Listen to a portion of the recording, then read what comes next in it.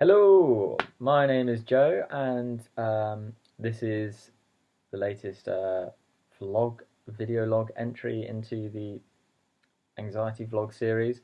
Um, this is, I think, episode 8, and in the last episode, we discussed thoughts and thinking, and how your thoughts are a very, very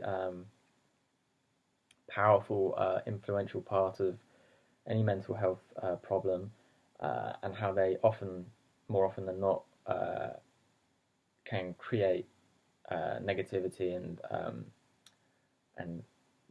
not helpful, non-helpful feelings and behaviors and emotions.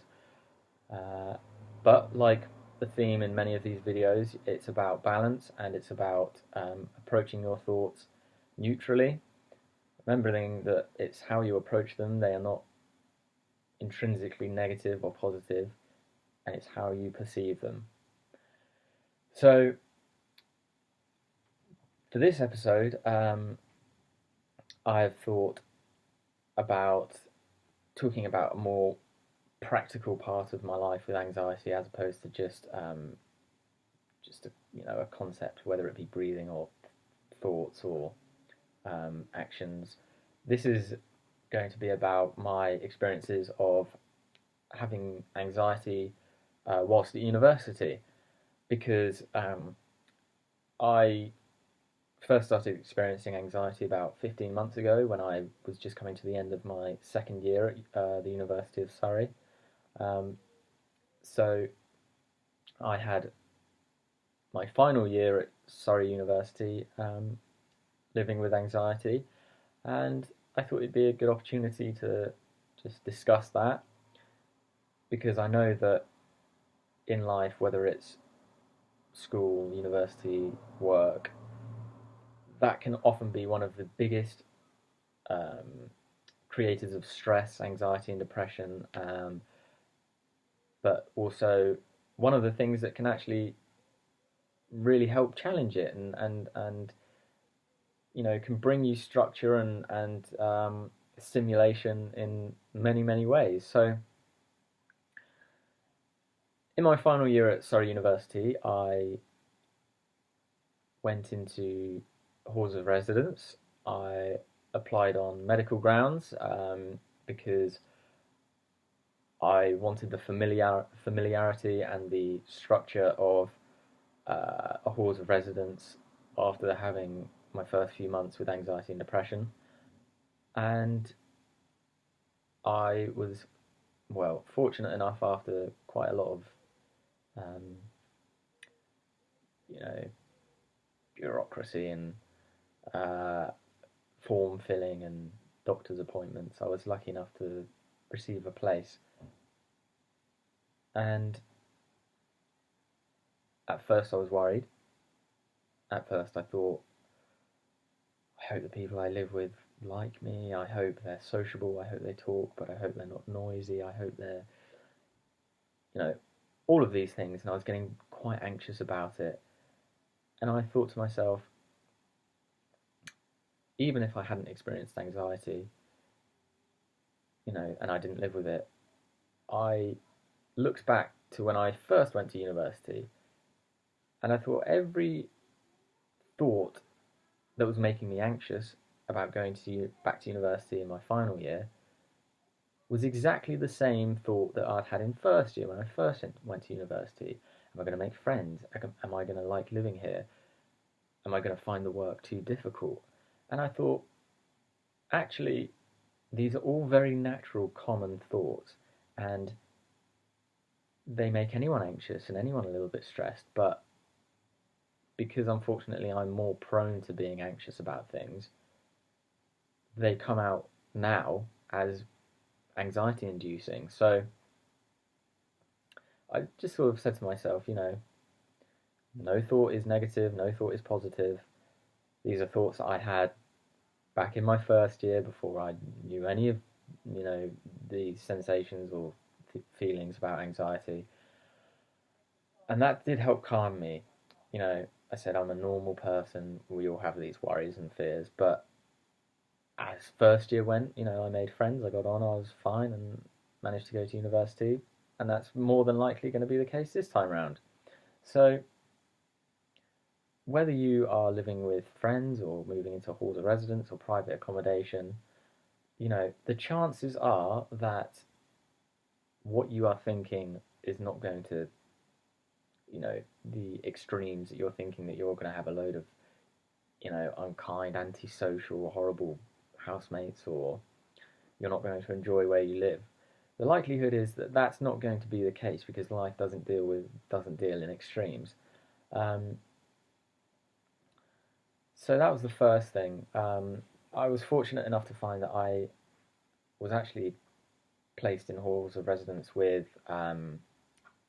five Chinese students and one Thai student, and I, I felt very, very lucky, very blessed actually to live with such kind and sociable and friendly people.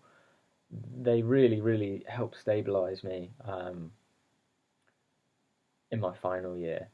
And yeah, I friends for life. I will always do my best to try and stay in contact with them.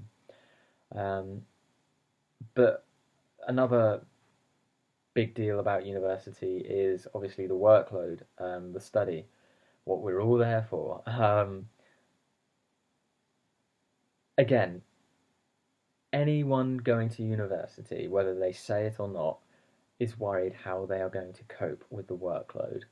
And if you're going to university, you know the rules. You've been to school, you've been to college, you've been to sixth form, you've done an access course, you've done a BTEC, whatever. You have done large amounts of work to a deadline, and in a way that requires discipline and intelligence and applying your skills. So what I would say to you if you're worried about the workload is that if a university accepts you, then 90%, 95% you are likely to be able to cope with the work. That doesn't mean it's going to be easy or that you can just coast through or cruise through, by no means. But you are more than capable. If you are able to get into a university, you can deal with the workload.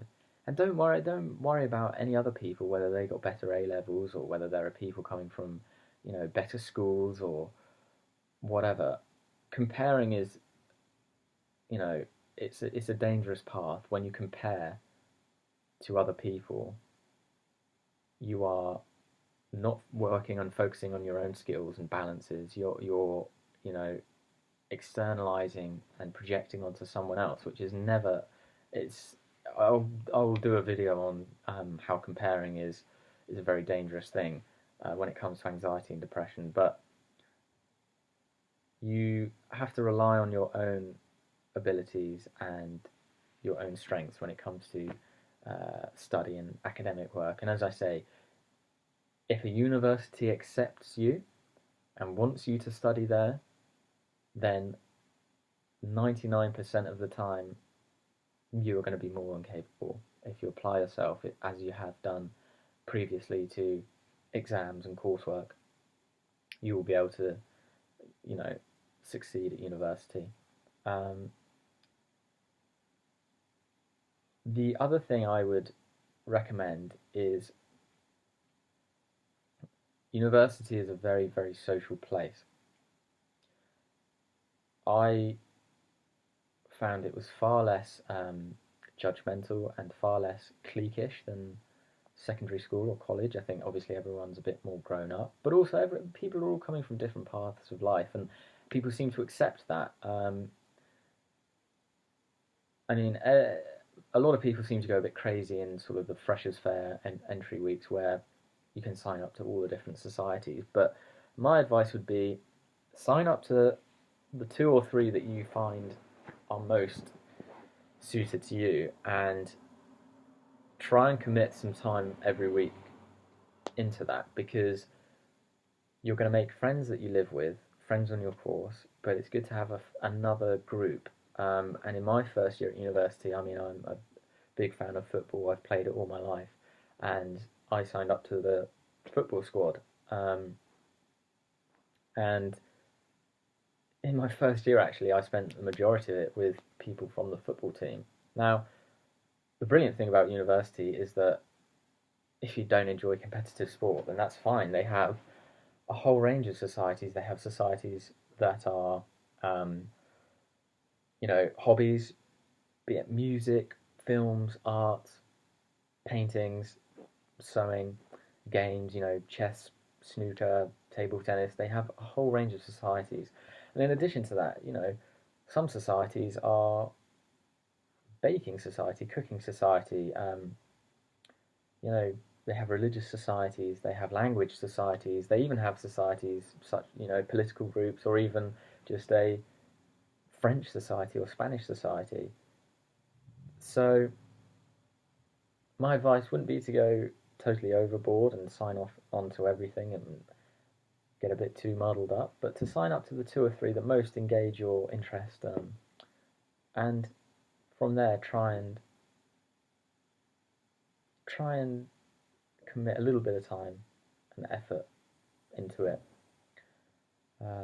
So I hope the advice I've given should sort of steady anyone's nerves or thoughts. You know, any anxious thoughts that you're having are shared by the majority of people going off to university or studying at university. They are very normal and natural and shouldn't be seen as, um, alerting any panic or worry. Um, in terms of the workload, it can be slightly difficult at times, but as I said, you wouldn't be accepted to a university if you hadn't achieved the required skill sets. And at university, there is a lot of support, and you can ask a lot of different people for help if you need it. And it's through the entire year. It's not just you have final exams, but it's through an entire year. So there are many opportunities for you to, um, if something didn't go quite as planned, to work at it and improve next time. And also, don't go over the top. Don't go to university expecting to make friends with everyone. But it's a very non-judgmental and non-cliquish place, I found. And there are societies that cater to everyone. So you will find your social groups and your friends, and they try and involve everyone. So those are some little bits of advice or information. If anyone's got any specific things about university, or studying whilst experiencing anxiety, then please feel free to contact me or ask around. You can inquire at universities' information centres or centres for wellbeing and ask what their provisions are for people who suffer from mental health problems. Um, but there we go.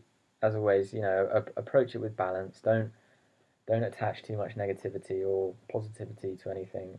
Think about it neutrally and just think, you know, this is going to be an experience, and if I do all of my little, habitual things to remain balanced and neutral, then the outcomes are optimistic and endless, really. So yeah, once again, keep it interactive. Contact me, contact other people, and yeah, as always, thank you very, very much for your time, guys. Thank you. Bye bye.